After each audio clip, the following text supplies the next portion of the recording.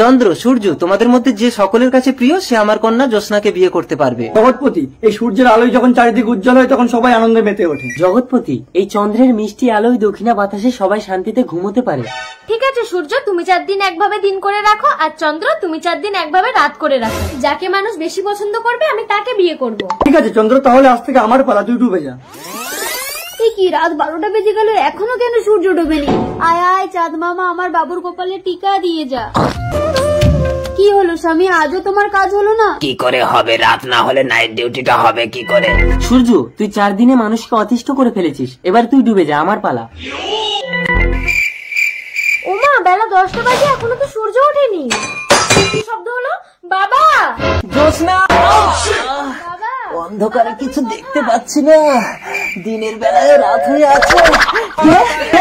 চোর চোর, আমার সব চুরি করে দিয়ে গেল। আমি চন্দ্র, চারিদিকে অন্ধকার, এই সময় রাজামশাই কিচ্ছু দেখতে পাবে না। আমি জ্যোৎস্নাকে তুলে নিয়ে গিয়ে বিয়ে করব। বাবা আমাকে বাঁচাও!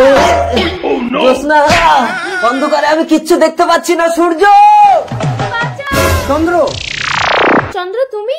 কিরে, অন্ধকারে তুই রাজকুমারীকে নিয়ে পালাচ্ছিস? কি করব, একভাবে দিন হয়ে থাকলেও মানুষ অতিষ্ঠ, একভাবে রাত হয়ে থাকলেও মানুষ অতিষ্ঠ, কোনোভাবেই মানুষকে খুশি করা যাচ্ছে না। আমি রাজকুমারীকে নিয়ে পালাচ্ছি। চন্দ্র! চন্দ্র! চন্দ্র!